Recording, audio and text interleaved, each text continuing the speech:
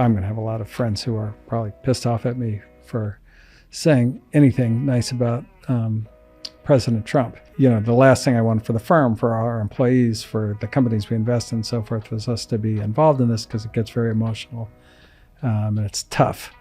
But the future of our business, the future of technology, new technology, and the future of America is literally at stake. So here we are. And for a little tech, we think Donald Trump is actually the right choice. And sorry, Mom, I know you're going to be mad at me for this, but we had to do it.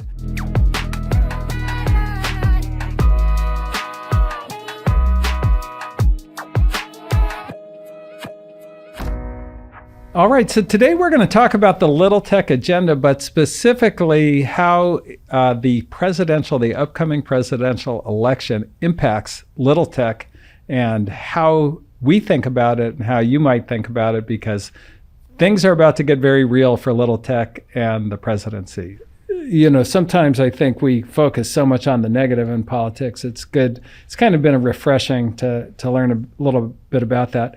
And so maybe we should kind of do a little bit of a rundown. So one of the reasons we're doing this podcast is there are people who know much more about foreign policy or the various groups' rights issues or maybe economic theory or all kinds of stuff than we do. But when it comes to startups and the policies around them, there's probably maybe there's one or two other people at our level of expertise in the whole world, just because, we do it all day long. We work with startups. We see the impact of the policies. And then we've been in Washington doing a lot of work. And so that kind of brings us to the reason for the podcast. And so those of you listening, we have been spending a tremendous amount of time with senators, congresspeople on both sides of the aisle. Mark mentioned we met with President Trump. We did meet with many White House officials, including Jeff Zients, the Chief of Staff, and Jake Sullivan, the National Security Advisor, Gina Raimondo, the Commerce Secretary, and so forth. We have not met with President Biden. We attempted and failed, but we have pretty good feel in kind of working with the administration for a while. So we're really kind of deeply embedded in politics, and we're kind of one issue focused, the Little Tech agenda, and on that agenda, we're pretty bipartisan in that we've donated a lot of money to both sides of the aisle. We've got people who are really great on the Democrat side in supporting Little Tech. We've got people really great on the Republican side in reporting Little Tech. So we're just kind of purely on this issue. And Mark, maybe you might want to just talk a little bit about your background and your story around politics, because it's different given, you invented the browsers we discussed last time. And so you kind of got vaulted into kind of presidential politics early in your life. Yeah, and I wouldn't normally go into this, except it is since we are in this podcast talking about the presidential race. I think this is relevant for people understanding, where I'm coming from, where we're coming from, at least in terms of our origin stories for thinking about these things. So so I've had an unusual career in life, and in a number of ways, and one of them is just as a consequence of what I was involved in early on. I first met an American president in a business context when I was 23, I just turned 53, so 30 years ago, in the summer of 1994, which was obviously President Clinton at that point. I knew Clinton, somewhat. Actually, Bill Clinton and I did the first presidential webcast together. I was the third wheel on the first presidential webcast, which was Bill Clinton in the White House and me out here actually at an auditorium in the old SGI office, the Google campus, I think in '96. But so I knew Bill a bit, and then Al Gore. I knew Al Gore obviously had been. I talked about this last time, but Al Gore had been obviously very involved in creating the internet and making all my work possible. So I knew him quite well. So yeah, so I knew them, and we talked to them, worked with them, and there were, by the way, there were various political issues along the way. There were, the encryption wars at that time were actually a big deal. So there was a lot of interaction with the White House, and they ultimately came around to the right position on that. So I knew them quite well. I actually politically supported Clinton in '96. I supported Gore in 2000. At the time I was very, very disappointed when he lost. And then, kind of through all of that, I also knew Senator John Kerry, and supported him in 2004. I met Obama, a mutual friend of ours. I actually met Obama. I'll give him credit, Dan Rosenzweig, and took me to meet Obama early on when he was first. Yeah, you wrote a nice endorsement of him. I did. I endorsed him 2008. In 2008, very enthusiastically, which you can still find online. And so, I knew Obama. You'll give your own, I think, version of this, but you also know and knew Obama quite well. And so, kind of all the way through, and I also say, look, I actually endorsed, Hillary Clinton in 2016, publicly for what I thought were a variety of good reasons. And the way I would describe it is, I've never been this into the sort of political program to this depth as the one we're doing today, but I've been, kind of in and out and kind of involved and around, kind of the whole time. And the way I describe it is, and the way I describe it basically is like in the 1990s, when I kind of came, I'm Gen X, I kind of came of age in the 90s as an entrepreneur, and you just like almost everybody I knew, including myself, just took it for granted, which is like, of course you're a Democrat, of course you support the Democratic president, and the answer is because it solves all the formula. The formula resolves to an easy answer, which is the Democrats in those days, the presidential level were pro-business, they were pro-tech, they were pro-startup. They were pro-America winning in tech markets. They were pro-entrepreneurship. And so you could start a company. They were pro-business. You could be in business. You could be successful in business. You could make a lot of money. And then you give the money away in philanthropy, and you get enormous credit for that. And, it absolves you of whatever. Yeah, well, I was going to say, like, it's obvious you're to be a Democrat because you have to be a good person. It's kind of the underlying thing, but specifically successful business people could then basically become successful philanthropists. This is the path that Gates and many others kind of carved out. And then you could be progressive on social issues, and you could be on the right side of all these sort of societal changes that people were kind of focused on at the time, and it just like the whole thing just like seemed completely obvious and completely easy. And so I was kind of on that path, frankly, quite strongly through at least 2016. In retrospect, it's like there were glimmers of I'd say growing anti-tech, I would say animus, probably in the early 2010s. And there were, growing kind of anti-business sentiments and, and then by the way, something that really disturbed me a while back is sort of growing anti-philanthropy sentiments, which, we probably won't discuss it like today, but. Oh, well, yeah. Well, with people who made a lot of money, who gave money away, got criticized for giving money away to charitable causes as opposed to paying more taxes. As opposed to paying more taxes. And I'll just say a specific moment that happened. Kind of a funny, like, jealousy taken to the extreme, A specific moment that happened with me to make me realize the landscape was shifting was when Mark and Priscilla, Zuckerberg, Priscilla Chan set up the Chan Zuckerberg Initiative. They literally committed to 99% of their assets going to the Chan Zuckerberg Initiative. Yeah. And it was there was a political faction that basically heavily criticized them. And the theory, number one, is to your point, the theory they should pay it in taxes and the government should distribute the money. They shouldn't have any control over where it goes. But the other was, they're only doing it for a tax break. Yeah, which wasn't true. Yeah. Well, it can't be. It can't be true because you can't get a tax break. You're giving away 99% of your assets to get a tax break. Like it literally doesn't. It's like people bad at math and jealous. Exactly. And so basically that formula started to break down. And so I think like a lot of us in tech, it's been a much more difficult puzzle to try to figure this all out over the last 8 years, and then particularly over the last 4 years, which we'll talk a lot about today. I think both of us have kind of learned it's much more complicated than we thought, in summary. And, I've had a kind of similar, or maybe a weirder journey. My grandparents were communists. My father was kind of raised, I always call him the Tiger Woods of communism because he was raised to be like the greatest communist of all times.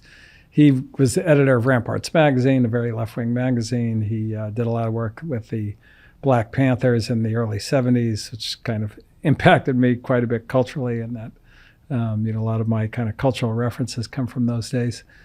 And then, I grew up in Berkeley, which is, basically a communist city. And all my friends, of course, are very, very left-wing growing up. And then my mom is still, kind of very on the left. But my father ended up switching sides for, and you can read all about that if you're interested.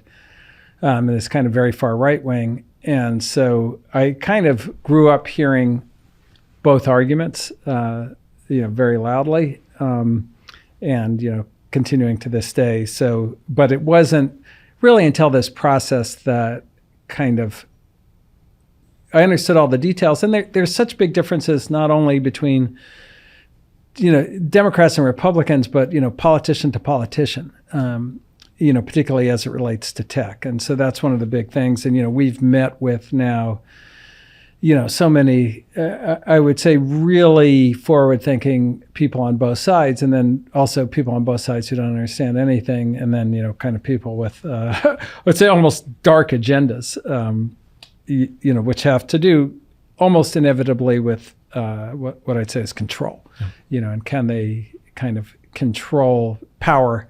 When you get into politics, you get into power, and power can be very, very dark if people, kind of pursue it uber alles, so to speak. Okay, so let's get into just why is little tech even important to America? Like there are all these, super, pressing issues. We've got the kind of competition, potential war with China. We've got war with Russia. We've got war in the Middle East. We have, all these issues about equality and fairness and so forth. So why should anybody care about tech, let alone little tech, as an agenda that, should affect how they think about policy or politics or who they should vote for? Yeah, so I'll break it into three parts. So one is, why is tech important? Two is, why is little tech important? Yeah. And then three is, which little tech is important? So why is tech important? So the point of view I have on this is that if you look at the sweep of history, we Americans are lucky in many ways. And one of the ways that we're lucky is our country has been the preeminent or dominant country in the world basically since World War I. And it was really America's entry into World War I that really tipped it for the Allies.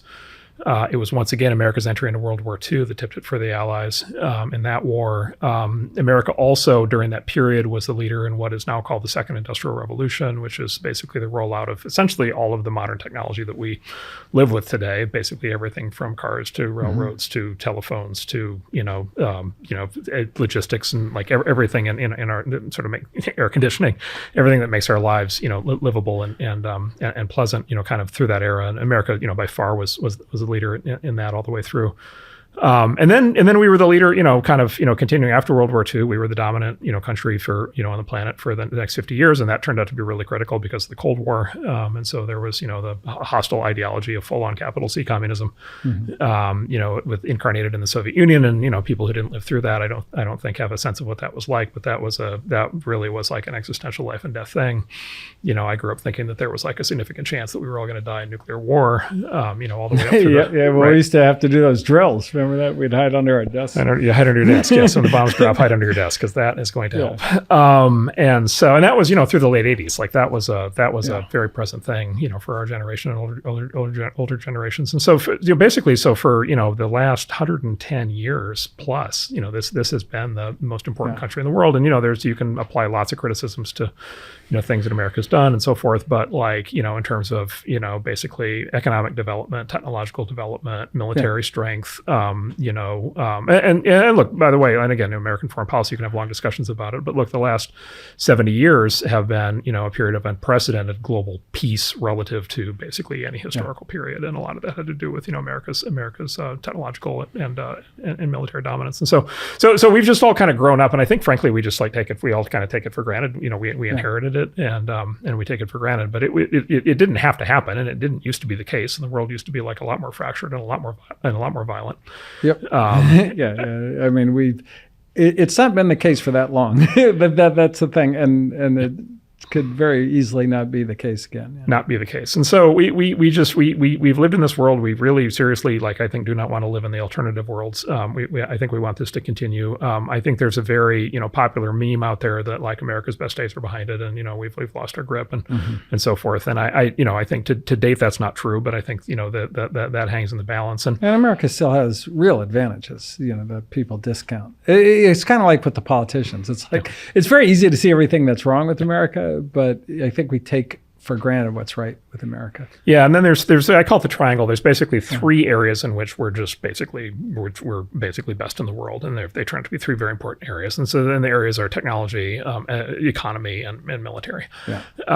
And what's interesting about that, if you think about that as a triangle, what's interesting about that is each of those relies on the other two. And so, and again, this predates Silicon Valley. This goes back to literally, the creation of any sort of modern warfare systems going back again 100. 110, 120 years. Including in ancient Japan and everywhere. Yeah. And so we have had technological dominance, technological preeminence, kind of through this whole period. The fact that we've had technological dominance basically is what gave us economic dominance. The sort of the cornerstone of the American economic success over the last century has been from successive waves. Again, going back to the second industrial revolution, continuing through the computer age, the internet age, and now the AI age, and everything, every biotech and everything else that's come along with that. And so technology and economics are deeply interlinked. And then you can only have the world's leading military if you're the world's leading technology power and you're the world's leading economy. Right. Because you need the technology to actually develop the military systems that make you world leading, and you need the economy to be able to pay for it. Yep. And basically, the story of the great success of our lifetimes, from a shape of the world standpoint, was the defeat of Soviet communism in 1989. And basically, if you read what happened in that period, they basically just surrendered. They basically just gave up. Yeah. And by the way, in a way that shocked basically every expert. Basically, the Soviet Union just showed up one day and they're like, "We're done. We're not going to fight you anymore. We're just done." Yeah. And basically, what happened is they fell behind technologically. They fell behind economically, and then they concluded that as a consequence, they were sunk militarily, and it was going to be impossible to win a war, and it was just not worth even trying to fight it anymore. And it was one of the most extraordinary events in world history. Is they just this globe-spanning empire with tremendous ambitions and tremendous strength and this track record of massive brutality, just quit. Yeah, right. Yeah. And hundreds of millions of lives were saved and improved and so forth. Kind of coming out of that. Yeah, it's funny because there's this kind of communist movement that's always kind of present in America, particularly among young people. And the answer to it is always just meet anybody who lived in a communist country, and that'll cure you of that. Yes, 100%. Basically, any criticism that can be leveled against a capitalist society or economy, you can just 10x it, and whatever it is, whether it's environmental damage or quality of life or whatever, it's just worse under communism. And so this was a tremendous moral victory, but it was because of that triangle, because of technology strength, economy strength, and military strength. And so that's why tech is important, is because if you don't have the tech part of that triangle, you're not going to have the economy part, you're not going to have the military part. Well, and that strength was built through kind of little tech entrepreneurs like Thomas Edison, like Henry Ford, who, kind of built these technologies and these companies and these manufacturing capabilities that, ultimately helped win us World War II and built the economy and so forth. And these same entrepreneurs exist today, or their descendants. And these are the interests that we're concerned with and trying to protect. Yeah, that's right. And then this goes to the role of startups and little tech. And there, I guess what I'd say is this is probably the thing I disagree with the most with my, very close friend, Peter Thiel, who kind of famously wrote in his book, it says, basically that you need monopolies in order to get innovation. And this is probably the thing that I most disagree with him on, which is monopolies stop innovating. Yeah. Monopolies are just death to innovation because as you like to say, the motto of any monopoly is we don't care because we don't have to. Yep.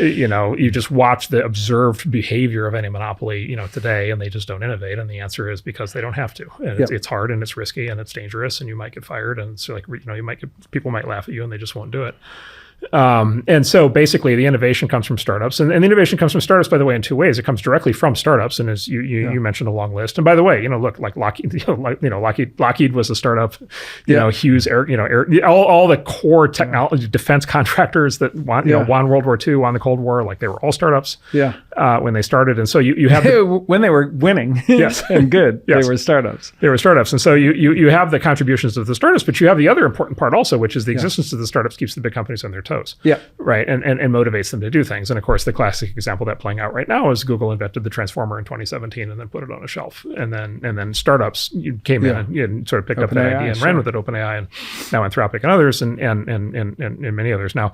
And then as a consequence, Google has now been forced to react, and now they're doing like amazing technological development with Gemini. And now they're making whole new breakthroughs. But it's clearly happening in response to startup pressure. And so even if you think that the innovation is all going to come from the big companies, they still have to be provoked into it, and they get provoked into it by having startup competition. And so basically basically what that means is American technological preeminence lives or dies on the fate of whether startups can succeed or not, or whether there's fertile ground for it. And then the final thing I just wanted to note was, which startups, because, an answer to that, that I get is, well, Mark, clearly that's true for whatever, drone autonomy software or something like that, because it has direct military applications. But how can you possibly say that about XYZ other thing? And here I would just say, look, that the history of this is it is really unpredictable which of the innovations are really going to matter. And my own personal example that we talked about in the last podcast is nobody in sort of the expert class in 1993 would have said or did say that the internet was going to be strategically important. Nope. And if you go back, you were all alone. And if you go further, one of my favorite books I recommend to people is a book from 50 years ago written by a MIT professor called Men, Machines, and Modern Times. And he sort of goes through the history of new technology and how it gets basically adopted, proliferated.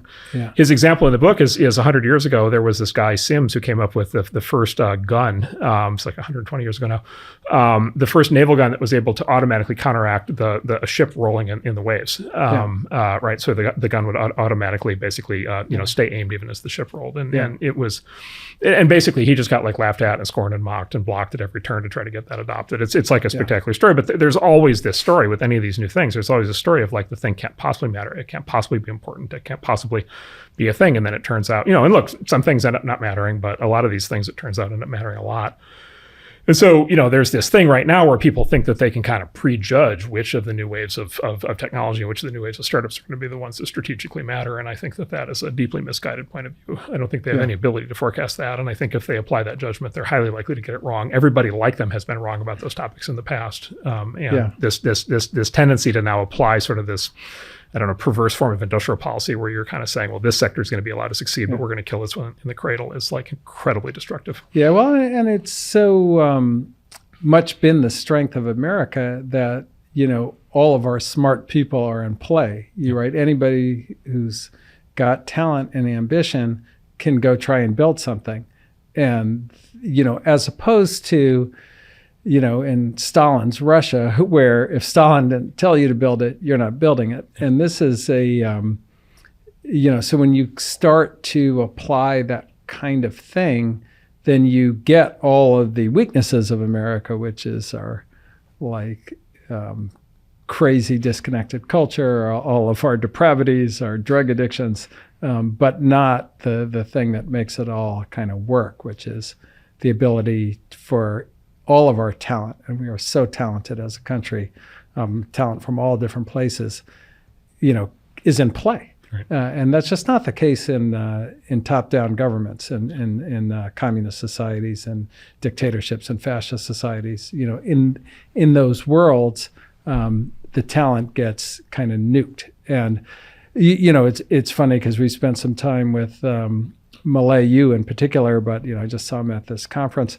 In Argentina, the story of Argentina, this is one of the most talented countries in the world. But all that talent got completely obliterated by bad government. And this is the concern that we have on the Little Tech agenda. So should we get into? Yes. Let's get into the topics and kind of the compare and contrast the two kind of campaigns. We know, of course, much more about Biden because he's kind of been kind of running policy for the last 4 years. But we do know kind of what Trump's platform is. And then we know a little bit about what he did before. Some of these technologies weren't really prominent, but some were.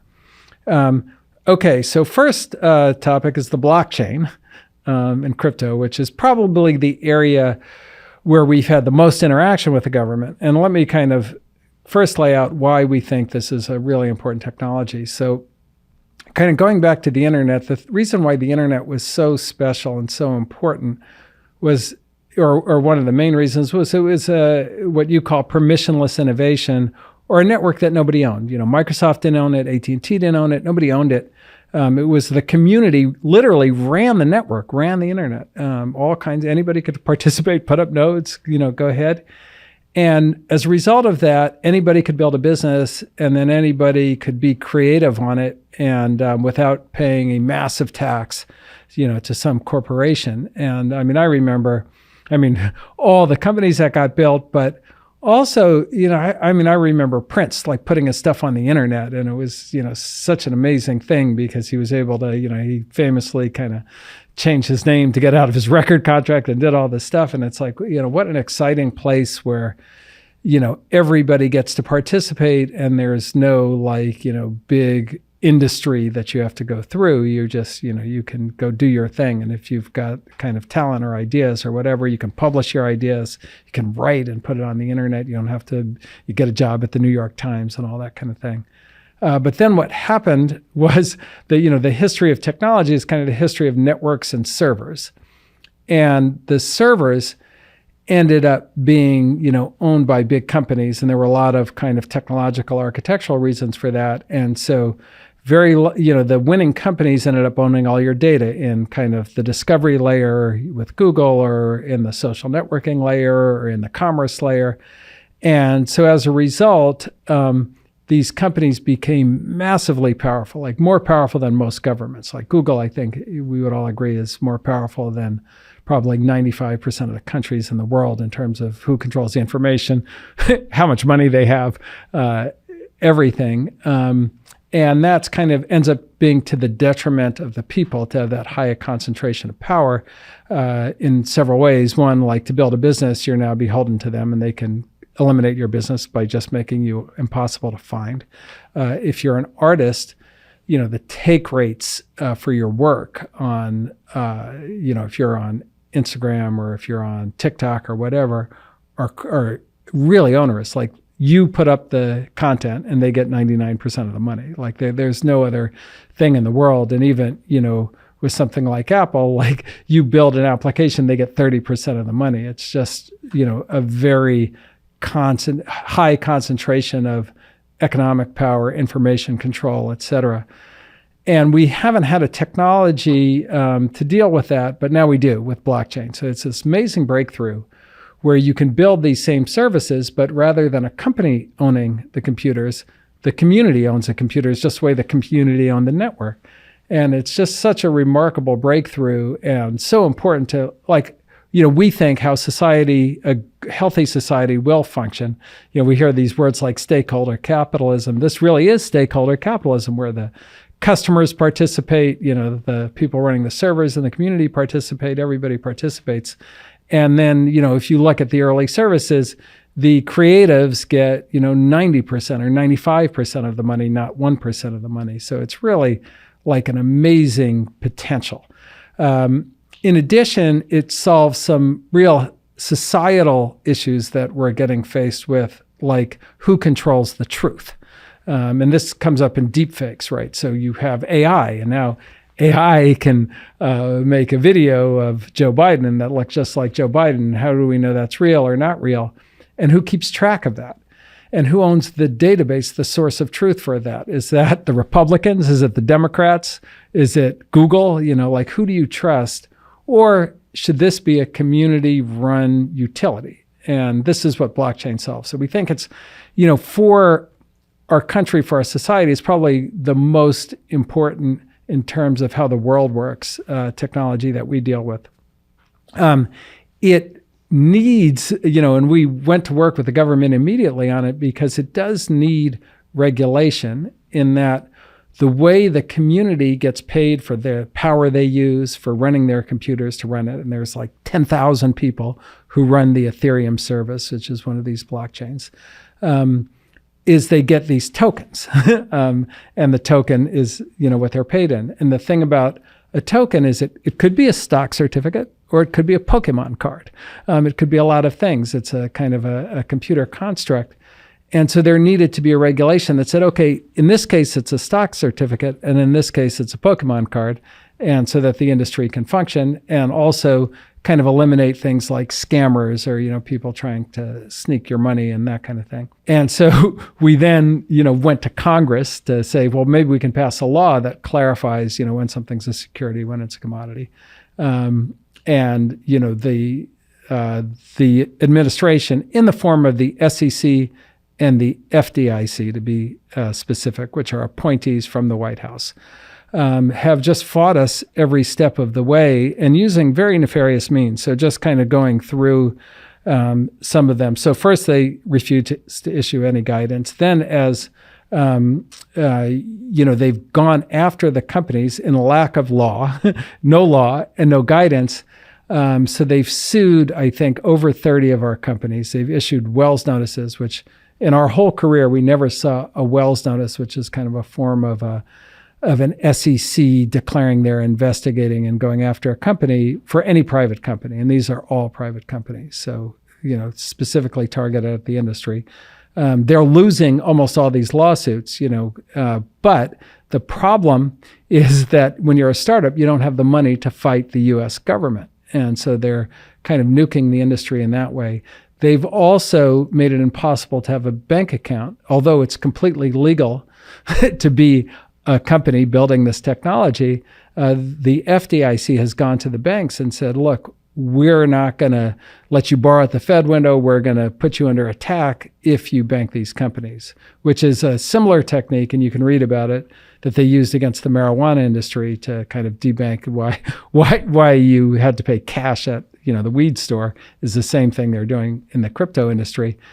And you can read about it if you're interested. They're called Choke Point 1.0 is against marijuana, and Choke Point 2.0 against the crypto industry. So going outside the law, using the administrative state to basically try to crush an industry. Then, as we've tried to get laws passed, so there's this thing called SAB 121, which the SEC put in place, which is a crazy rule, which says if you hold somebody's crypto assets, so if I have some Bitcoin, I give it to you to hold for me, then as a bank, you're liable for that if the price of Bitcoin goes down, even though it's my Bitcoin. And so you can imagine the bank is storing gold and the price of gold goes down that their customer owns, not they own, and they have to take a liability. Well, that means the bank can't custody crypto. And so the Senate was the Democrats in the Senate, great senators like Chuck Schumer said oh, come on, that's ridiculous. And they voted to get rid of that rule. And then Joe Biden vetoed the bipartisan kind of conclusion of the Senate to keep it going. So that's how aggressive they've been. And so it's just been really terribly frustrating and hard for us and for the industry. And it's such an important technology. So this has been kind of, one of our biggest battles. And to give you kind of an example of how, devastating this is, so we have a company, WorldCoin, which solves the big AI problem, which is you can prove you're human without giving up your identity, without giving up your social security number, without giving up your driver's license, hard cryptographic strength that proves you are a human being and not a robot. And they have launched their product everywhere in the world except the United States, because the United States of this behavior and these laws. And to give you an idea of how important a product it is, I mean, this is something that's endorsed by the government of Malaysia. It's something that half of the citizens of Buenos Aires use on a frequent basis. So it's a really great, useful, important product that, can make everybody's lives better. And we've just outlawed it in the United States. And it's, just a huge attack on little tech. So AI. Surely we just, the answer is we need to go explain this to these folks. And Yes. So yes. And then, like, we should go in and explain it. And you and I have spent a lot of time. So it's really interesting. So we tried to meet with Gary Gensler, he's the chair of the SEC. He's running this campaign against crypto. We're the largest crypto investors or largest blockchain investors in the world. And we've requested meetings with him at least a half a dozen times. I even was able to get in contact with his office mate at MIT, who said, surely Gary will meet with you. It's so important that he meets with you. You know all these things. And he couldn't get us the meeting. He was appointed by all accounts, not really by Joe Biden, but by Elizabeth Warren, who similarly refuses to meet with us, the only senator who has refused to meet with us. And then, of course, we have been unable to get a meeting with the president himself. So it's just been, really frustrating, I would say, and difficult. And you contrast that, and amazingly, so, as we're working on this legislation, and the market structure bill is what determines what's a commodity versus what's a security. And we've been working with Congress, and amazing Democrats, by the way, in Congress, helping support us on this. Richie Torres has been an absolute hero.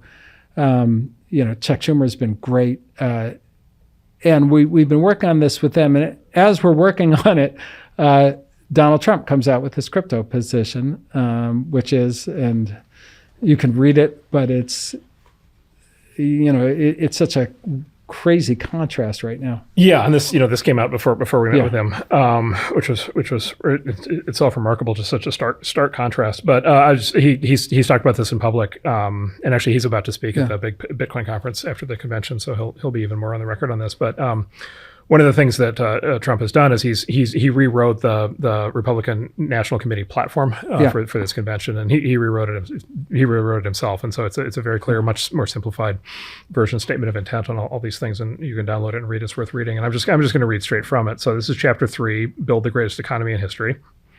Yeah. So bullet 5. We're all for that. We're all for that. Bullet 5: Champion innovation. Yeah. Which are words only coming out of his side right now. And then, pave the way for future economic greatness by leading the world in emerging industries.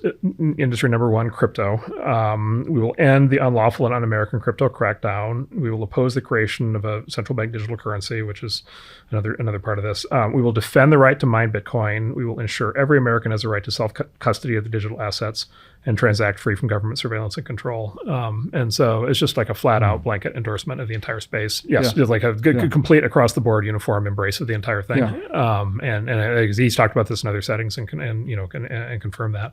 And so it's an absolute 180 from what we've been experiencing. Yeah. Let me also just say, look, what we've experienced here on this is just like I've been in personally. I've just been in absolute shock that this has happened. The idea, and again, like I come from an era in which, the Clinton Gore administration would have never done this. I don't think the Obama administration would have done this. No way.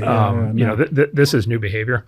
Well, and look, one thing about Obama, whether you like him or don't like him, he was always interested in kind of what business had to say and what technologists had to say. And whether he agreed with it or not, he wanted to learn. Yeah. He wasn't talk to the hand. The hand understands, which is what we've been dealing with here. So it's been tough. Yeah. And so this has just been this has been a brutal assault on a nascent industry that I've never experienced before. I'm in total shock that it's happened. It's been intensely frustrating that it's been impossible to make progress in this with the White House. And it's just like it's a totally intolerable situation. Well, and it's really it's funny because our old friend Reid Hoffman kind of wrote a defense of the Biden administration. He said, you should business people should endorse Joe Biden because, the most important thing to business is rule of law. And I thought, wow, that's so ironic because they've basically subverted the rule of law to attack the crypto industry. I mean, we're dealing with that right now. This is probably the most emotional topic. So let's move on to artificial intelligence. Yes. So why is AI important to America? Yeah, this is one actually nobody even argues with. I think with crypto, people make arguments of whether it's important or not, and obviously we believe very strongly that it is. With AI, I think it's unambiguous that I think everybody agrees that it's important, and it's going to be a cornerstone technology for economic growth. Like if it's allowed to play, if it's allowed to play out the way that it should, I think it's what's going to follow is at least the equivalent of the internet boom of the 1990s, if not the computer boom of the computer industry from the 50s on, which again was enormously powerful for America. And then look, AI is powerful enough where it may be even bigger than those two, right? Yeah. And so this may be the biggest technological boom of all time. And so the economic aspect of this is incredibly important. And then look, the entirety of military doctrine, military warfare, it's all going to change. It's all going to change around AI. By the way, that's already happening. So the Pentagon has already classified, the Department of Defense has already classified AI and autonomy as what they call the third offset, which means basically the cornerstone technology for the next generation of there have only been 3 offsets in the history of in the post-World War II era. The first was nuclear weapons. The second was maneuver warfare and associated things. And the third is AI and autonomy. And so there's going to be a complete revolution in what they call revolution in military affairs, and complete reconstitution of the entire way that the U.S. military operates and global militaries operate. And the DoD, they've already identified this. We work with them a lot on this. They're pushing very hard on this. We're funding a lot of companies behind this, and so this is going to really matter a lot. And then China has already declared the exact same thing, and so they're completely reinventing their military. In the same way, it's a giant national security priority for them. They have total control over their domestic tech industry, and so they're completely harnessing the capability of their smart people to do this in a very directed, controlled way. And so this is the technology race of our time. This is going to determine the shape of the world for hundreds of years. This is going to determine how government works. This is going to determine how surveillance works. This is going to determine who wins wars. Is that all? Yes. Well, and you can see it. You can see it. Yes, exactly. And then, I don't know why you're so worked up about this. Well, look, and then you can see it. You can see it you can already see it. You can see it on the Ukrainian battlefield, right? And I won't go into huge detail here, but there's a massive shift. This is all playing out right now on the Ukraine battlefield. And then it's also obvious that it's going to have big implications for what's happening in the Middle East and everywhere else. And so this is as central and foundational technology as you can imagine, and it is like absolutely required that America win. Yeah, and so what have we seen so far from the Biden administration? The White House in particular. I think Congress. I'll just kind of preempt it by saying. They're trying in a bipartisan way to get to an answer. The Biden administration has been different, and maybe you can run through kind of what they've done thus far. Yeah, look. So there's different branches to it, and you highlighted the Commerce Secretary as an example of somebody who we've been talking to, and I think. Hey, by the way, Gina Raimondo has been absolutely fantastic on her thinking on AI policy, how it relates to China and CFIUS and so forth, as has Jake Sullivan, the National Security Advisor. So, when we talk about the White House, we're kind of talking about, in this case, particularly an executive order that came from a different portion of it. Yeah. And then look, there's also many, many smart people in the Defense Department and in the intelligence agencies as well, I would highlight, who are doing really good work. And so there's a lot of positives. A lot of people are really trying to figure this out. All right. We were trying to figure out in the executive order where kind of this idea, just conceptually, of putting a limit on 10 to the 26 flops and how much math you're allowed to do in kind of life, basically. And so you and I did a lot of research. We talked to people who were advising the White House. We spoke to kind of policymakers in the White House. And it really comes down to a belief that we think is highly incorrect, which is basically that, if I can summarize, there will only be maybe 3 or 4 foundation models in the whole world that are relevant, because only a few companies can afford the number of GPUs to make a relevant model. There's a few issues with this idea. The first being, there's a bunch of techniques that are already showing that you can make a pretty amazing model off of somebody else's model. There's a technique called distillation that we've spoken of the past. Secondly, right now it turns out that labeled post-training data is more effective than adding GPUs. So like maybe kind of scale is the only thing that matters, and maybe it isn't.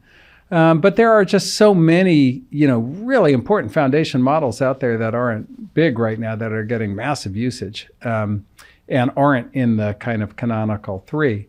And the idea, if there's only 3 and they're all from the biggest companies in the world, then you can put, flaming hoops in front of them and they'll jump through them and it's fine. But for little tech, which is, by the way, everything that we've invested in foundation, not everything, but almost everything is growing incredibly fast and doing incredibly well. And these will be snuffed out by this kind of regulation. Maybe you can talk about kind of why, a flop limit is so weird. Yeah, so for people who don't know, so flop is a technical term in computer science. It stands for floating point operations per second, and I realize that explains nothing. So let me explain what that means. It's just basically, it's a measure of the speed of the computer, how many calculations per second the computer can do, how many math problems per second a computer can solve. And, computers are very fast now at doing math, and so they can solve, millions or, lots of these operations per second. This idea of what's in the executive order, which is the 10 to the 26th power flops. The idea is, like as you said, that this is this is only the biggest models will ever be at that level. The problem with that is there's this universal phenomenon in our industry that has a 50-year history, which is kind of extremely. It's like probably the most clear thing that we know of in terms of how to predict the future in our industry, which is called Moore's law, and it's this well-known phenomenon where every year chips get faster and cheaper. And I should also say just on that, like Moore's law, like if, for people tracking like NVIDIA, NVIDIA is now one of the most valuable companies in the world, it's worth like $3 trillion. It's like, this incredible, success story. The existence of a company and the reason is because their chips are the standard AI chips, for now. And so this is now the largest profit incentive the global chip industry has ever had to be able to figure out how to apply Moore's law to chips, to be able to compete with NVIDIA, to be able to drive down prices, to be able to drive up volume. And so and even Jensen Huang, who runs NVIDIA and is a good friend of ours, he's doing this. He's going to drive this as hard as possible. And he has predictions that he's on the record that there's going to be massive improvement in the speed of these chips and reducing the cost from here on out. And so over the next decade, there's going to be this massive reduction in cost on the chip side. And so things today that look very expensive and very hard to do are going to get to be very easy and very cheap. And there are many historical precedents for this. I'll just give you my personal favorite one, which was the original Sony PlayStation, which is a gaming console. Yeah, I have one. Play Call of Duty on. Yes, people know about those.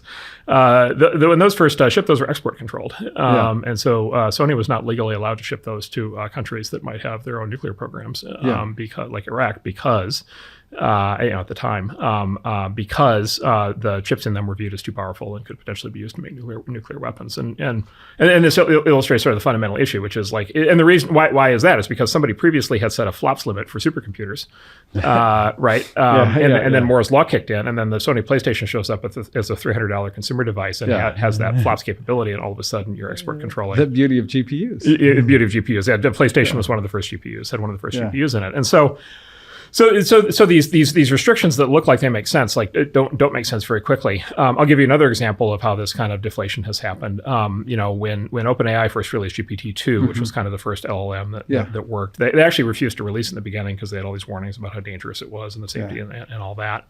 Sitting here today, there's now open source. GPT-2 is now open source. And Andrej Karpathy, who was a co-founder of OpenAI, who has left, actually now has an open source version of GPT-2 where you can train your own GPT-2 from scratch for less than $100 in compute costs.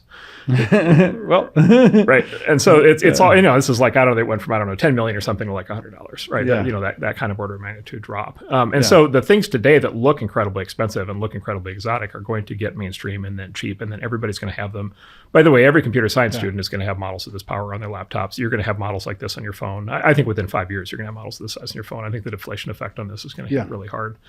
And so these things are going to hit, and these are going to be just like microprocessors. These are going to be universal products that basically AI is going to get built in everything, and everybody's going to have it in every device. And so basically the regime that, the government is threatening to put in place right now is going to, by using this limit, they're going to basically enshrine the 2 or 3 companies that they believe are the only companies that matter as sort of the permanent monopolies. And they're going to just basically destroy the startup ecosystem underneath that. And they're going to enshrine essentially an OPEC of AI straight out of the gate. And it's this is one of those things, like, this is so crazy that, like, there's this, like, sort of I have this very kind of big question of, like, is this like ignorance or is this malevolence, right? Like, do they not understand what they're doing, or are they doing this deliberately to put a cartel in place? And either way, like, I find it completely unacceptable. Yeah.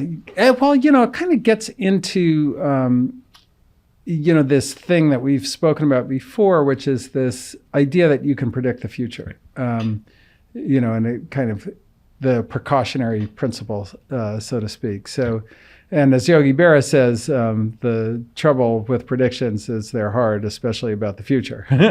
And, if they could predict the future, and the easy kind of way of obviously the future is unpredictable, because if they could predict it, they'd be like quite a bit more rich than Elon Musk or anybody. Right. So of course nobody can predict the future, and particularly about these kinds of things. And we know we can't predict the future, and it's our whole job to try to predict the future. Yeah.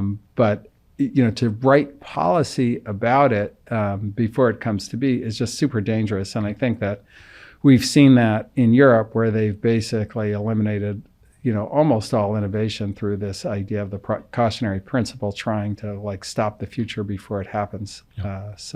That's probably the most concerning thing for me. Another thing I'd highlight is, look, it turns out AI it's math. And I mean, it's math in the sense of, it turns out it's actually just math. Yeah. They're just big math models. They're giant equations. Yeah. Giant equations. And specifically, it's an area of mathematics called linear algebra, and there's a key algorithm called gradient descent. And and this stuff, by the way, this stuff is taught in every university. Yeah. This stuff, all over the world, this stuff is in YouTube videos. It's all over the internet. It's all over the internet. There are it's the standard textbooks. Yeah. This is not rocket science. It's kind of hard to hide. Nuclear physics. This is operating in plain sight. Yeah. And so the idea that this is going to be bottled up, the idea, and by the way, again, this relates to kind of national versus global policy, the idea that we're going to deliberately hamstring ourselves through onerous regulations while the rest of the world lights up on this, and while China lights up on this, there are very few secrets in this space. And so basically any limitations like this we put on ourselves are just going to disadvantage the US versus the rest of the world. Yeah, this is kind of, one thing we talk about quite a bit, where you get into these laws, there's law and law enforcement. And if you put in place a law that's impossible to enforce, then you end up in a state of what is known as anarcho-tyranny, where you have anarchy for the people who don't abide by the law, they can do whatever they want, and then tyranny for people who are law-abiding citizens, because no matter how carefully you try to comply with the Byzantine government regulations, you're gonna screw something up and get nailed. Yeah. So it is a kind of weirdly horrible policy idea, I think. And so just another of the things that we've been worried about and dealing with, and how we get to some of these conclusions on policy. And if I had to say, if I hadn't seen how blockchain played out, I wouldn't necessarily that's not been good. Feel this strongly, but I've seen where this road leads. Yeah. And you can see it right now in real time in an adjacent sector, and it has been catastrophic. And the country cannot afford to have this happen again.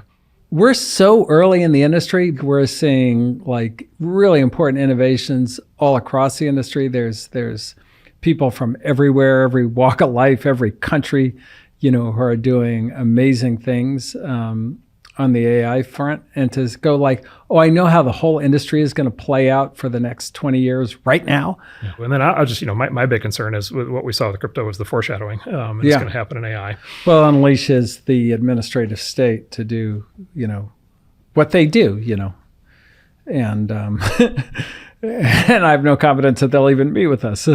Although, it's not the whole administrative state, but certainly the parts that have been affecting us. Yeah, but if there's a reign of terror, from the government for AI, the way that there has been for blockchain, the country is in profound trouble, and that it's the default path, and it's just completely unacceptable. Yeah, so very worrisome meeting, I would say, on it. It's yet to be determined. Like I said, there's many people in the White House, and it's kind of yet to be fought out, and we'll see how it goes. But it's certainly extremely worrisome. And then let's talk about Trump's proposal. And we actually discussed this with him when we had dinner. Yeah, we discussed all these topics, and we confirmed all this. But so chapter 3, build the greatest economy in history. Chapter bullet 5, champion innovation. Item 2, artificial intelligence. We will repeal the dangerous executive order that hinders AI innovation and imposes radical ideas on the development of this technology. In its place, we will support AI development rooted in free speech and human flourishing. Yeah. That sounds like a good plan to me. So when we met with him, I thought his comment was really insightful and good. It's funny because I would contrast kind of the Biden administration's approach, particularly in the kind of inner core of the White House, with Trump's approach. Is the White House has a very complicated model of things, and I would say they think they know a lot. They know that startups aren't going to be important, that only a few companies will be able to field big models. They know all these things that we don't know, and we don't. They've never heard of distillation apparently, or like how AI is actually working in practice, but it's a very complex kind of view of the world. And Trump's view was like very simple. What he said to us is, look, AI is very scary, but we absolutely have to win. Because if we don't win and China wins, like that's a very bad world. And I think that is actually a more correct view in that is basically true. And look, when things start happening that do need regulation, then we should regulate them. But to anticipate it, it'd be kind of like saying, oh, the automobile is coming out, and we think that somebody's going to make an automobile that drives 500 miles an hour and nobody can control. So we're going to just outlaw cars now. Yeah. I mean, that's a little bit this approach to AI, where we think in the future that there's going to be a sentient model. Yeah. Now, nobody has built anything anywhere that's on the way to sentience. Yeah. And so kind of doing that, what we have is these great things that can tutor kids. So no, you can't tutor kids because maybe somebody will come up with an idea that will make sentient AI. So we have to cut off the tutors. It's that kind of thinking, which is quite scary, I would say. Yeah. So one of the arguments we make, because we're not anti-regulation.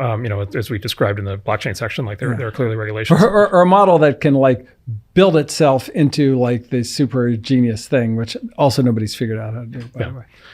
So, we're actually trying to get a regulatory law passed. This Fit 21 bill. We're actually trying to get actually a regulatory structure. So we're actually trying to get new regulations created because the government won't do it. But one of the things we argued in our meeting with the White House on AI policy was, look, there are going to be issues that come from AI, but they should be regulated. The regulation should happen at the application level, not at the technology level. Yeah.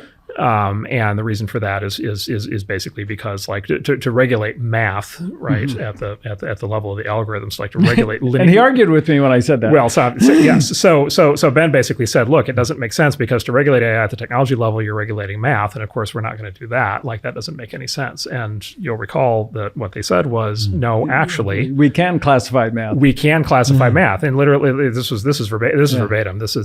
We classified whole entire areas of physics in the nuclear era and made them state secrets, of the theoretical physics, science of physics. We classified them and made them state secrets, and that research vanished. And we are absolutely capable of doing that again for AI. We will classify any area of math that we think is leading in a bad direction, and it will end. Which is interesting also because there's this thing called the internet now, so it's kind of hard to keep a secret about math. There are no information secrets anymore, it turns out. But, yes. Well, so and this is the kind of thing where some people are going to say, I've talked to people about this. They're like, well, that's clearly crazy. Of course, they won't do that. But here's the thing. At this point, I've seen so many crazy things.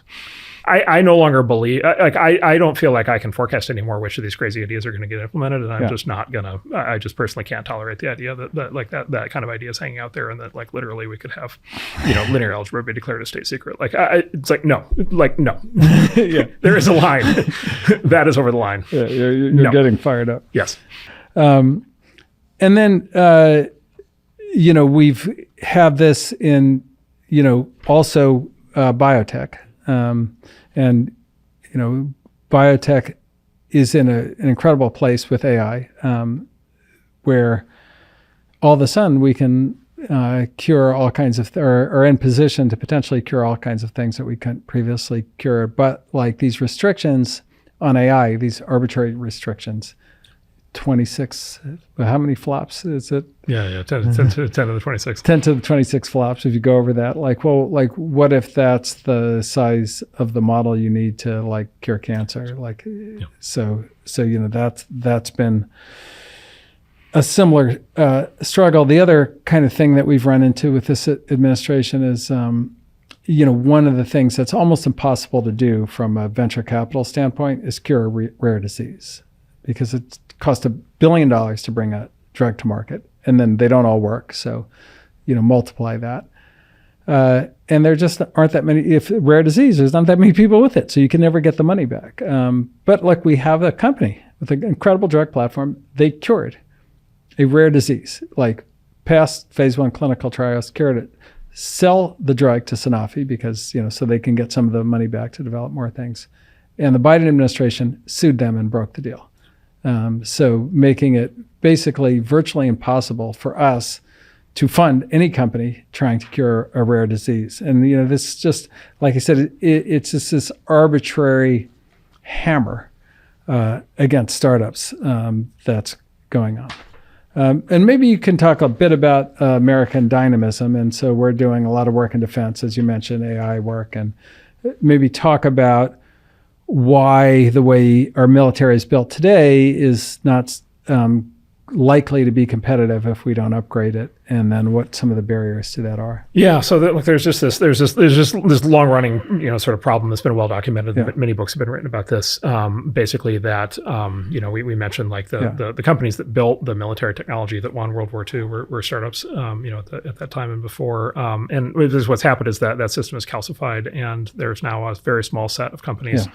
The whole industry is consolidated down to a small number of very large companies that are basically they're large scale political lobbying operations. Yeah. And they move their headquarters to DC, and they put CEOs in who are like lawyers and lobbyists, and it's this very kind of tightly wired thing. And so it's become very, very difficult to get to kind of get any sort of new technology into the military or into any of the associated agencies. And again, there are people in the Pentagon who have been working on this. There's this whole program called DIU, Defense Innovation Unit, where very, very sharp people have been working on that. And some of the intelligence agencies have people like that too. But it's way on the margin. Yeah. And basically everybody in the system basically agrees that there needs to be fundamental reform, and this whole thing needs to be opened up. Yeah. But one is that actually needs to happen. You need an administration that wants to do that. And then the other is startups need to be able to function. And again, this is the case where the AI regulatory framework that's being threatened right now. Yeah. Is going to directly hit the ability for to do AI-based defense and intelligence startups. By the way, also energy. Energy is core to so much of this. And energy is core to AI, obviously, because AI is the biggest sucker of energy we've ever had. Yes, exactly, and energy is core to all the defense applications. You need an administration that has a pro energy policy, pro American energy policy, pro nuclear policy. You have to have it. You strangle yourself. I mean, Europe is the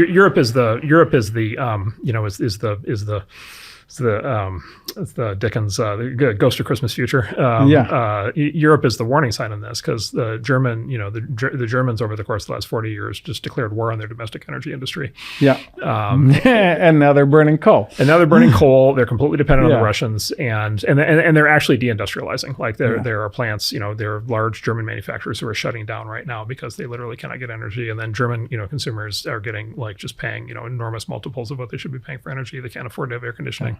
Can't afford to have heat. I mean, it's just a crazy level of sort of devolution of an advanced society. Yeah. And the energy there is a branch of the government right now that has an energy policy that is every bit as hostile to energy as they are to tech. Yeah, and we should point out, energy innovation and kind of a kind of pragmatic energy policy we think is kind of climate positive. Oh yeah, no question. Because nuclear is super clean. Yep. The new nuclear technology is extremely safe. I mean, and even the old technology is very safe compared to oil, Yeah. which is really kind of the alternative.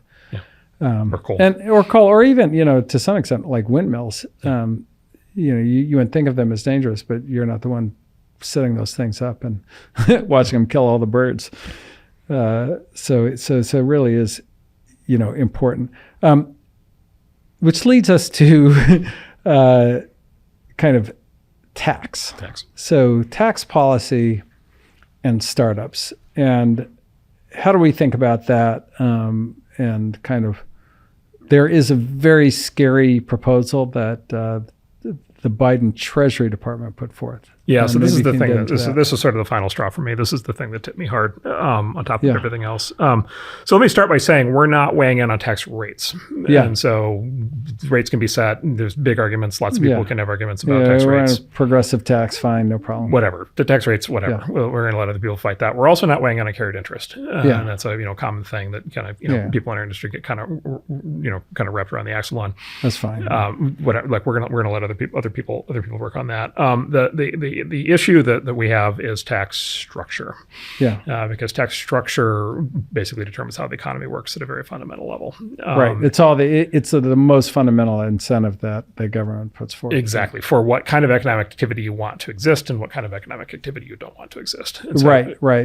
This is why often people would prefer a property tax over an income tax, because you don't want to discourage people from working. You'd rather discourage them from owning like massive houses or something. So Something from like an that. incentive, Yes. So that's one argument. Yes. Not the argument I'm making, but one argument. Yeah, that's the kind of argument you can have. Those of you with big houses, I'm not after you, whatever.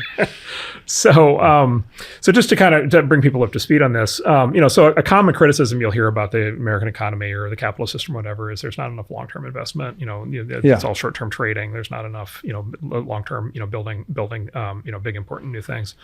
And so the tax is relevant to the idea of building big new things is capital gains tax. Sure. And capital gains tax, by the way, capital gains tax applies to tech startups. It applies to small businesses. It applies to actually housing. It applies to commercial real estate.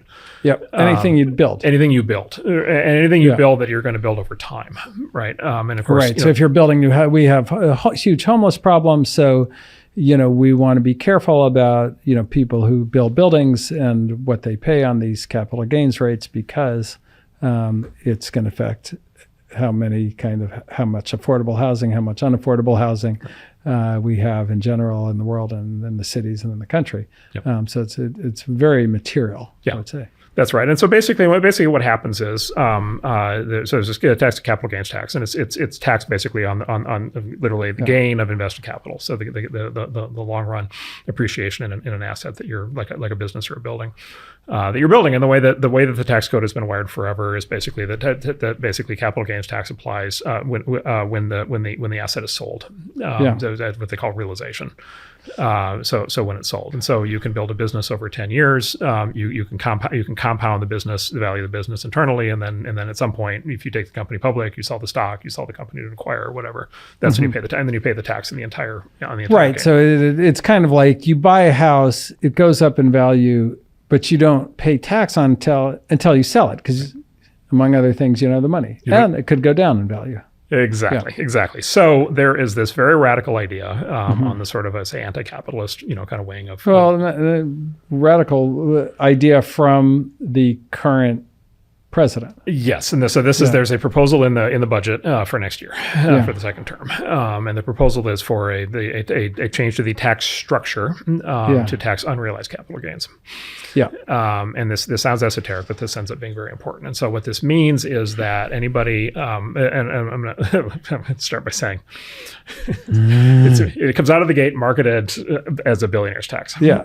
Isn't this just about rich people? Isn't this just about rich people? So the first thing that happens is you read the document that describes it. It doesn't just apply to billionaires. Yeah. So like right out of the gate. It's always marketed as billionaires. Right out of the gate, they're lying about what it is. And it's just black and white in the document that's just like a flat out lie. And so it's not a billionaire's tax. So it is a threshold of $100 million. That is obviously a lot of money. I'm going to come back to why that's important, though, in a few minutes. But for anybody in that category, what you're going to be required to do is you're going to be required to pay an annual tax on unrealized capital gains. And so if you own a building, if you own a business, and here specifically we're talking about tech startups, which is our space. If you're the founder of a tech startup and the value of your stake in that startup exceeds the threshold that they set, or if you're a venture capital firm and you have a fund that has an aggregated pool of such things and the value exceeds that, you have to start paying, and you have to pay annual tax on the unrealized gain. Now, the thing is, the IRS only takes, they don't take private stock or a share in a building as tax payment. They only take, you have to somehow get the money. US dollars. They only take US dollars. And so you have to figure out a way to get US dollars against an unrealized gain in an illiquid asset. Right. And so first of all, like, where are you going to get the good money? news is, housing prices and building prices never go down. They only ever go up. And for sure, startups never like go up and down. They're never overvalued. There's no bubbles. Oh, so you'll love this. So in the black and white, you'll love this part. In the black and white of the tax proposal, what they say is that the valuation of the startup for the purpose of calculating the gain is the greater of a number of options, but specifically the last round valuation. And so everybody in the world who likes to go on and on about how startups are always overvalued at every round, like, well, and often they are, and that's kind of why it's a risky business. So there is the issue of there is the issue of paying tax against something where you're never actually going to come out the other end realizing it, because sometimes these things go great and then they don't. So there is that issue. We'll also come back to that one. But there's a more fundamental thing, which is every year, if you're a startup founder, a significant percent, they're proposing out of the gate, I think it's like a 25% tax. I should look it up. Let's see. Let's see, 25% tax. So minimum tax of 25%. On day one. And we'll talk about what happens to tax rates over time. It starts at 25%. So every year, 25% of your gain gets stripped away. And so basically you're working and your team is working, everything is working. And, these companies, the founders, you want them to have like big ownership in the companies. Your unrealized gains. So it's 25% of the markup in valuation that you do not have the money for. Every year. And so what's happening is you're getting strips of your equity stripped away from you every year. If you're a venture firm, you're getting strips of your portfolio pulled away from you every year. Which isn't actually plausible. 25% annual unrealized gains tax every year for 10 years. You're done. You're out of business. You're out of business. For the new company and for the funder of the new company. And for the VC, you lose your equity stake. It gets systematically stripped away from you. You lose it. It gets whittled down to nothing. This makes startups completely implausible, because why on earth is anybody going to go do this instead of going to work for Google and getting paid a lot of money every year in cash? Why is anybody going to put themselves through this in order to have all their equity get taken away? Number one. And then number two, venture capital just ends. It's just over. Like firms like ours just like don't exist. They're gone because the structure doesn't work. Well, actually, we had experience with something kind of similar. So in the you remember the .com bubble? I do. Alleged bubble. Alleged bubble. There were the .com. Having been CEO there, it was at least a very violent time in the stock market. And one of the things, so Cisco, which was probably the most stable, like monotonically increasing company in the industry, a lot of the employees did something called exercise their option to convert them to capital gains. And when you do that, you're subject to something called the alternative minimum tax. And, basically you owe a tax on the difference between the fair value and the price that you exercised at. And then the market crashed. So they could not sell their stock to pay their taxes because the price of Cisco fell below what they paid for. So they didn't have the money. And there were literally tow trucks in the Cisco parking lot repossessing employees' cars. So we know people who lost their homes. And then people, of course, lost their homes and everything else. And so, like, it just doesn't it makes it not plausible to start a company, and it's like very obvious, and it's a known fact, and all these things. And so it was really surprising that this would be a formal proposal. And something that, by the way, Biden's been campaigning on, like when he says, I'm going to get the fair share from billionaires. He's really talking about the unrealized. That's the form of that promise. That's the thing. And so here's what happened. So number one, you just like kill startups and you just like kill venture capital. So congratulations. Yeah, you kill the technology industry. Essentially. Good job, number one. Yeah. By the way, number two, you kill the California tax base. Oh yeah, California is done. California's done. And I'll just give you an example. I'll give the audience an example why California is done. So at the peak years of capital gains realization for the high tech industry in California, at the peak years. And we just had one of those peak years actually in I think 2021. Yeah. In the peak years, up to half of total tax receipts for the state of California come from the top 1,000 individual taxpayers. Yeah. Which is basically all tech. Yeah. And so if you eliminate high tech in California, if you eliminate startups, you eliminate venture capital, you eliminate at least half of the California tax base. And the California tax base, you take away half the funding. Yeah. Yeah. Well, over 60% goes to schools. So it's a total destruction. It's total destruction. Yeah. And, look, California has a giant population, including, many people who, don't pay tax, many people who are, very low income, and every support network, everything that basically takes care of those people just gets completely obliterated. And so it's like a direct strike in California. Seems like a bad idea. This seems like a very bad idea. I'm not done with the extent to which it's a bad idea though. Yeah. Number three, the issue that you brought up, which is you end up paying tax on things that don't realize. Then there's the issue of how much are you taking on debt, just all kinds of crazy issues. Are you allowed to sell your stock in a company that's not public yet? At what point does the SEC come after you for that? I mean, it's just that part's all bonkers. But then there's what happens next, which is, there's a long history here of what happens in taxes in the United States, which is what happens is, when the income tax started, it wasn't a 30 or 40% tax. It was like a 3% tax. And what happens is, basically, once the structure gets established, the politicians do what they do, which is they walk the numbers up. Yeah. And so what's going to happen, number one, is if this starts at a 25% annual unrealized capital gains tax, it's not going to stay at 25%. It's going to walk up, number one, especially because it's going to be destruction in the tax base. So they're going to need to tax the remaining taxpayers more. Because there's not enough top line. Not enough top line revenue anymore, which is sort of a very predictable thing. Presto changeo, we're Argentina. I mean, this is just absolutely pretty scary, absolutely destructive. And then the other thing that happens is, I mentioned they're marketing it as a billionaire's tax, which is so high. It's $100 million, and a lot of people are going to say, look, I'm never going to be in that category, but it doesn't stay at $100 million because there aren't enough people at $100 million. So what they're going to do is they're inevitably going to walk that number down because you run out of money. Well, it's like the kulaks, right? What's that? It's so. Well, when the Bolshevik Revolution happened, the first thing, Lenin's first idea was kill all the rich people. Right. But you run out of rich people pretty fast, it turns out, particularly if you're killing them, and there's no more money. So he ended up killing the kulaks, who were the farmers with 2 horses, 2 cows, that kind of thing. Yeah. Because, you need more people to kill, clearly, so you can seize more stuff. Yeah. And the dividing line at the end was it was whether you own 1 cow or 2 cows. Yeah, one cow or 2 cow, whether you're a kulak or the proletariat. Yeah, that's right. Yeah.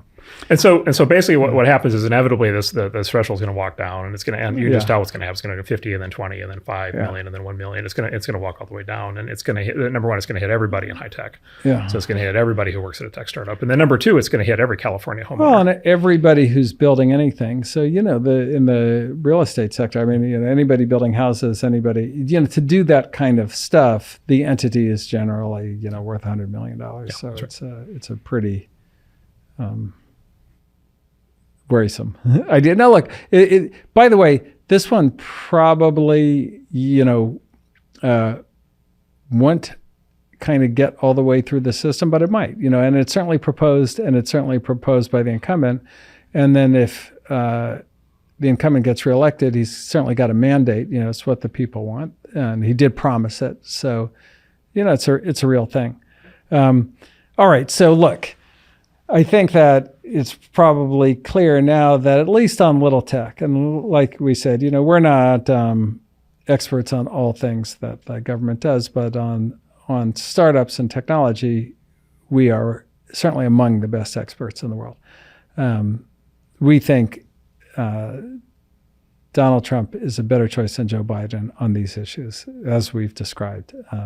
And it would be way better for us, I think, because we wouldn't have to do this podcast, and 2, I'm going to have a lot of friends who are probably pissed off at me for saying anything nice about President Trump, just because I did grow up in Berkeley.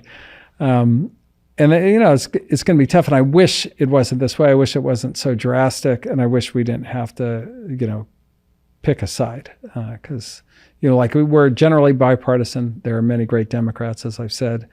And, in addition, these policies are from kind of the radical side, which is, it's a significant side of the Biden administration. But it's a powerful side, and they really are in charge. I would say, kind of much more than the moderates. And that just is the way it is and what we've experienced. One of the things is we had planned to do this, and we wrote a post called The Little Tech Agenda, which we'd welcome you to all read, before there was an assassination attempt on the president. And so we didn't plan for that part, but thought we'd give some brief thoughts on it, since it's obviously, people are going to be interested in that, given we're talking policy and presidents. So maybe I'll start. So you call me on the phone and you're like, they just shot Trump. I don't know if he's alive or dead. And I couldn't even, I was stunned. And a quick background, Mark and I have both gotten to know the family, particularly Jared and Ivanka, and their kids, Arabella, Joseph, and Theo. And in fact, Ivanka and the kids were just at my house. We went to see David Copperfield, all that. So my brain was almost frozen, because I had this feeling about, oh my God, Grandpa just got shot kind of thing, as opposed to anything about politics. So it was a bit of a freak out. And anyway, and then you said, oh, he's okay. And I'm listening to the whole thing through the phone. I think you had CNN on speakerphone, and I'm listening to that. And so the whole thing was just really weird, bizarre, and shocking. And then, once we knew he was okay, I kind of watched the replay on TV. And that was also something I'd never thought I would see in my lifetime, where he gets shot in the head, goes down, ducks out of the way, which seemed prudent. The Secret Service is kind of moving him out. We now know that somebody was shot and killed probably no more than 20 feet from him. And as they're taking him out, he says, "Stop, hold on." And he gets up and, fires up the crowd and tells them to fight, which, that was just a remarkable thing for anybody to do. It's kind of how you have the presence of mind when you're being rushed out by security and Secret Service, and there's gunshots going off, and you don't know if there's going to be more gunshots, to go, no, I got to talk to the crowd. That was, I had heard about that. We talked about that, Teddy Roosevelt doing kind of that, but there hasn't been a president since that did that. So that was kind of just a remarkable thing. So quite a wild experience, and something that'll almost certainly impact the race and the vote. We Ben and I had dinner with the former president 10 days ago at Bedminster, his golf club in New Jersey, and had a 3-hour dinner. And so we were really quite literally just with him. Yeah. And kind of got to know him as a person. And so it was he's a very complicated guy. People have a lot of opinions, but when you know somebody like that, the family, it really hits hard. I would just register a couple things. One is, my people have a hard time expressing emotion, but the idea that in the United States of America in 2024 that this can happen, and is just completely, shocking, flabbergasting, completely unacceptable. I'm just beside myself that this could happen. And then, you mentioned his actions after the shooting, and I've been thinking about that nonstop ever since I saw it. But he's a 78-year-old man, and he got shot in the head. He got shot in the head. By the way, I believe this is true. People are saying he's the only head of state who's ever survived an attack from a long gun. Oh wow. Ever. Yeah.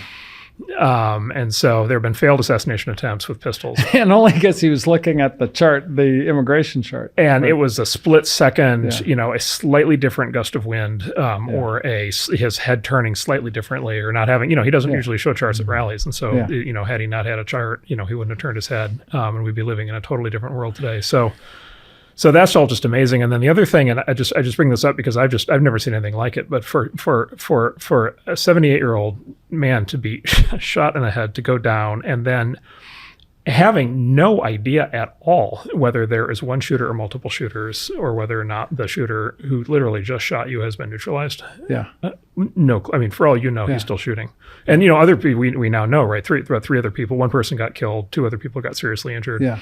So like shots are landing like in the stands behind him, like around him, like, literally a guy just like died right behind him. Shot in the head, died. And so like the level of physical courage required to stick your head up out of Secret Service protection deliberately. Or to even think of that. Like that's an idea. Like that was the thing to me that was so shocking. Like I maybe if I had thought it all the way through, I'd go, oh yeah, like I'll like fire up but that thought wouldn't cross my mind. I don't think. It's unbelievable. And then, and then look, the other thing is just, I just can't, he then makes his tea time the next morning. Yeah. And let me just say, if I ever get shot in the head, you're not going to make your tea time. Not only am I not sticking my head out and put my fist in the air, I'm also not. I'm not. I've been in a fetal position on the ground for weeks. Like the whole thing is just so both devastating and just like amazing to witness. And so this is one of those things. People who live through.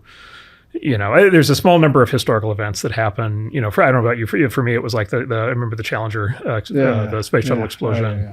There's a small. I actually remember Reagan's assassination dimly because I was, I was 10 at the time, but I remember that. Yeah, I remember that. The president's been shot, and so like there's a small number of these like moments where for the rest of your life you're like, I remember where I was. When that happened. I'll definitely remember where I was on this one. Well, I think it brings up an actually interesting point, which is like.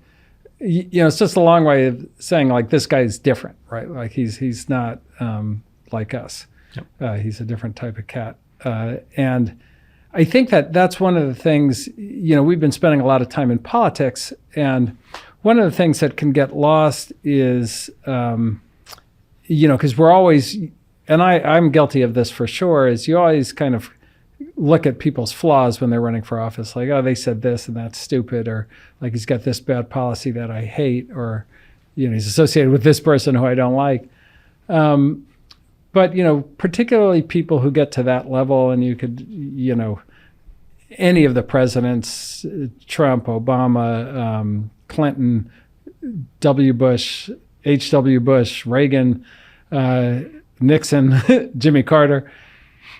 Whatever you don't like about them, just know that whatever strength they have is really like special and outsized. And I think that's, our time in Washington has been kind of a reminder of how special, like Chuck Schumer is a very like special guy when you meet him in that, he's just like his memory, he's got a photographic memory of like every conversation you'd ever have with him. So to close, why don't we talk, how's this experience been for you? Like, kind of coming from where you came from, and then like, cause it's been, like a little bit shocking for me, and I'll get into that, but it's been educational and like weird and something that I never expected. So how have you experienced it? I didn't even, in the beginning, I didn't even believe it was happening. Like I kept hearing all these reports, and I kept hearing about all these people, and I kept hearing about all these plans, and I just was like, well, that can't possibly be the case. They can't possibly do this. And we didn't actually, like we went through, like Clinton was actually quite good for tech, and we worked with him on a lot of things, including, like when they went berserk on cryptography and so forth, we worked closely with them on that. And, like we had a great tech boom during Obama. So it's pretty surprising. It's not like a kind of fundamental thing of the Democrats. Well, it's kind of specific to this administration, Yeah, and this is what we've been telling our Democratic friends, and I would tell people listening, which is like, look, I think every single thing we've mentioned here is optional. Yeah. Like I think this has been an optional choice by this administration. I don't think they need to have any of these policies. I think that they could have had an equally or even more successful presidency without all of this stuff. Like this stuff is not It's not central to what people elected them for, I don't think. It doesn't have Yeah. anything to do with the big issues that people Yeah. care about. It doesn't have anything to do with the issues that people poll on. These are subsidiary issues to the big national issues. They are important. Yeah, They're it's not inflation, it's not the economy, it's not the border, it's not, it's not abortion. Yeah. And again, as we said, the Clinton years and the Obama years proved that you could have pro-business Democratic administrations, and it was actually great. And by the way, what Clinton would have told you, and he said this a lot at the time, And Democrats liked those presidencies. I think they liked Obama, they liked Clinton. they do. And look, like if you're a Democrat, and this was always Clinton's view, by the way, and Tony Blair's view in the UK was look, if you're a Democrat and you want expansive social programs, you want lots of productive economic activity because you want a tax base that's going to be able to pay for it. And so that was always the formula, which is you actually encourage business because it generates the tax base to pay for the programs. And so there's a level of self-sabotage here, just from an instrumental standpoint, that it's one of the reasons I didn't even think that this was conceivable. It's wild. It's wild. It just doesn't logically hang together unless you just flat out hate tech and hate capitalism. Yeah. And so it's just I would say the good news is all of these issues could be solved tomorrow. Without affecting. Which is, by the way, part of the reason why we're doing this, because we're just kind of encouraging moderation or just sobriety, that kind of thing. But to your point, it will to have the honest conversation about this. It will require adults to have sober conversations. Yeah. Yes. The good news is, there are some adults, there are some sober conversations, but we need more. Yeah. Yeah. So this is the last thing I wanted. In fact, I didn't want us to get into politics. We kind of got dragged into it.